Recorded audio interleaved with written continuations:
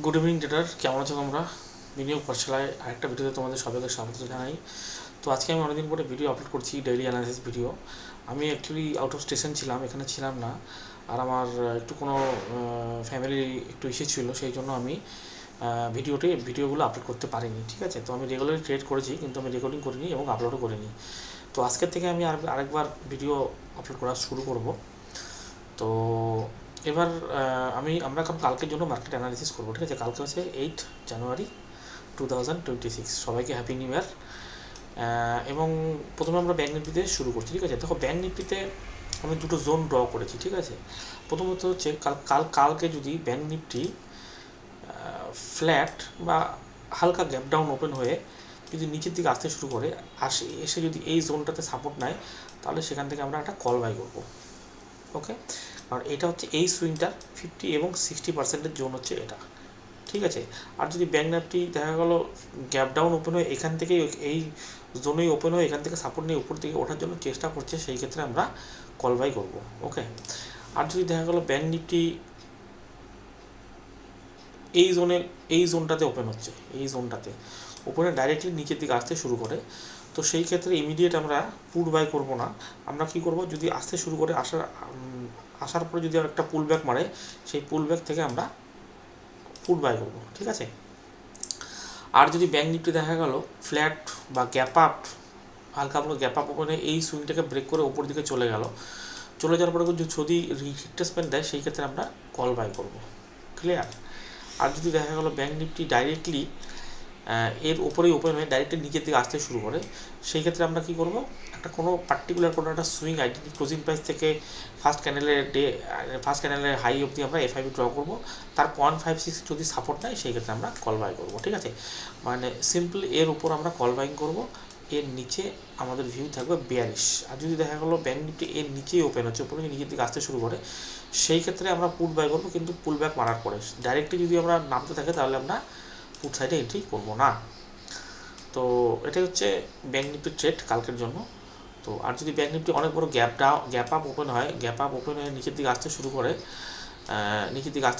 সেই ক্ষেত্রে আমরা ক্লোজিং প্রাইস থেকে ফার্স্ট ক্যান্ডেলের হাই আমরা মার্ক করবো, এফআইবি ড্র করবো, সেখান থেকে আমরা সাপোর্ট নিলে কল বাই করবো। ঠিক আছে, তো এটা হচ্ছে ব্যাঙ্ক নিফটি অ্যানালিসিস কালকের জন্য।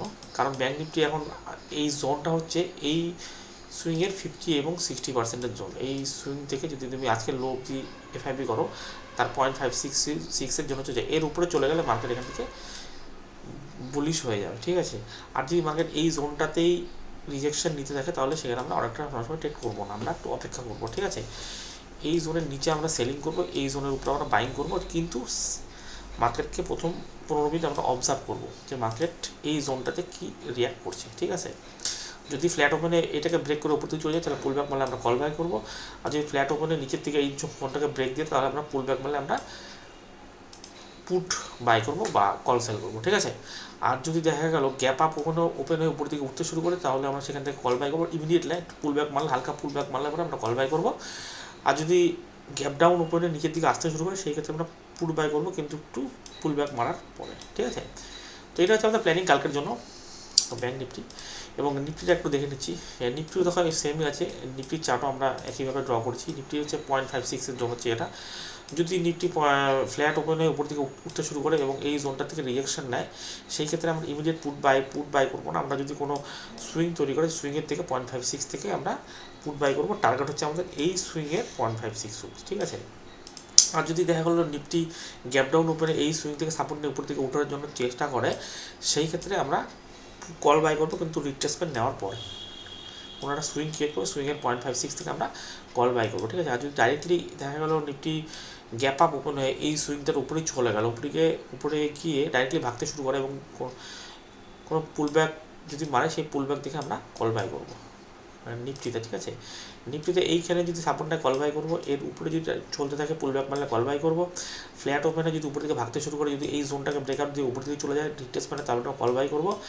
আর যদি গ্যাপ আপ ওপেন হয়ে ডাইরেক্ট নিচের দিকে আসতে শুরু করে, তাহলে আমরা ক্লোজিং প্রাইস থেকে ফার্স্ট ক্যান্ডেলে এফআইবি ড্র করবো, যদি 0.56 সাপোর্ট হয়, আমরা কল বাই করবো। ঠিক আছে, তো এটা হচ্ছে আমাদের সিম্পল প্ল্যানিং কালকে নিফটির জন্য। এবার দেখা যাক নিফটি ব্যাঙ্ক নিফটি কীরকম করে মুভ করে। তো এটা ছিল অ্যানালাইসিস কালকের জন্য। তো ভিডিওটা যদি ভালো লাগে, প্লিজ আমার চ্যানেলটাকে সাবস্ক্রাইব করে দিও। আর আমি রেগুলার এখন থেকে রেগুলার ভিডিও দেবো। আমার কত টাকা প্রফিট লস হলো সেগুলো আমি তোমাদের কাছকে থেকে আমি তোমার কালকে থেকে তোমাদেরকে আমি দেখাবো। আর আমার ভিডিওটা আমার চ্যানেলটাকে প্লিজ একবার সাবস্ক্রাইব করে দিও, ঠিক আছে? তো চলো দেখা হচ্ছে কালকে আরেকটা ভিডিওতে, ততক্ষণে গুড বাই।